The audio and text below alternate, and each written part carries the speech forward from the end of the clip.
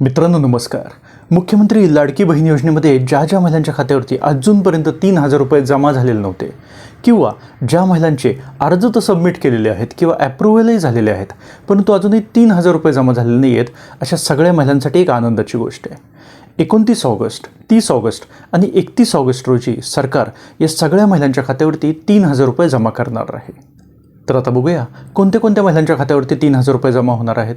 ज्या महिलांनी 31 जुलैपूर्वी अर्ज जमा केलेले होते किंवा ज्या महिलांचे 31 जुलैपूर्वी अर्ज ॲप्रूव्ह झालेले होते, अशा सगळ्या महिलांना 14, 15, 16, 17 ऑगस्ट रोजी म्हणजेच 14 ऑगस्टपासून सुरुवात झालेली होती 3,000 रुपये मिळण्यासाठी. अशा सगळ्या महिलांना यापूर्वीच 3,000 रुपये खात्यावरती जमा झालेले आहेत. पण ज्या महिलांचे 31 ऑगस्टपर्यंत अर्ज सबमिट करून ॲप्रूव्ह झालेले आहेत, अशा महिलांना या दुसऱ्या टप्प्यामध्ये म्हणजेच 29 ऑगस्टपासून ते 31 ऑगस्टपर्यंत 3,000 रुपये त्यांच्या खात्यावरती जमा होतील. तर बऱ्याच महिलांना हे कन्फ्युजन आहे की माझ्या खात्यावरती 3,000 रुपये येणार की 4,500 रुपये येणार. त्या सगळ्या महिलांना मला हे सांगायचं आहे की जर का तुमचा अर्ज 31 ऑगस्टपूर्वी ॲप्रूव्ह झालेला आहे तर अशा सगळ्या महिलांच्या खात्यावरती 3,000 रुपये जमा होणार आहेत.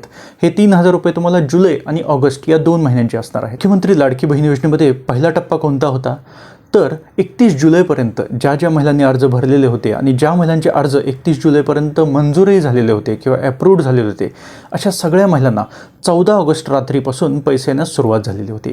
14 ऑगस्ट, 15 ऑगस्ट, 16 आणि 17 ऑगस्ट रोजी या महिलांच्या खात्यावरती 3,000 रुपये जमा झालेले होते.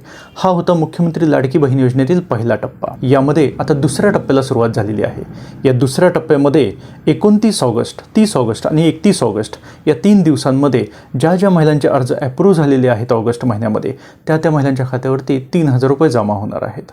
ज्या महिलांनी पूर्वी अर्ज केलेले होते किंवा ज्या महिलांचे अर्ज रिजेक्ट झालेले होते, ज्यांनी रिसबमिट केले, ज्या महिलांचे बँक खात्याला आधार कार्ड सीडिंग नव्हते किंवा ज्या महिलांसाठी DBT एनेबल्ड नव्हते अकाउंटला, अशा सगळ्या महिलांनी ही नंतर प्रोसेस करून घेतली. म्हणजेच त्यांनी नवीन बँक अकाउंट ओपन केले, काहींनी बँक खातेच बदलले, काहींनी बँकेशी आधार लिंक करून घेतले. या सगळ्या महिलांच्या खात्यांवरती आता 3,000 रुपये जमा होण्यास सुरुवात झालेली आहे.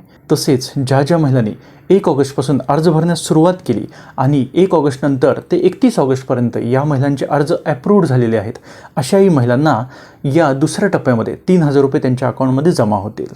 आता यामधील सगळ्यात मोठी गोष्ट, मागेच मंत्री आदिती तटकरे यांनी स्पष्ट केलेलं होतं की त्यांनी बँकांना असे निर्देश दिलेले आहेत की जर का खाते गोठवलेले असेल किंवा खात्यावरती कोणत्या पेनल्टीज पेंडिंग असतील तर असे काही चार्जेस किंवा अशी काही रक्कम ही लाडकी बहीण योजनेच्या येणाऱ्या 3,000 रुपयांमधून कापून घेऊ नये. त्यामुळे आता आपल्याला आपले पैसे बँकेतून काढता येणार आहेत. महिलांनो, मला कल्पना आहे की अजूनही बऱ्याच महिलांच्या खात्यावरती पैसे जमा झालेले नाही आहेत.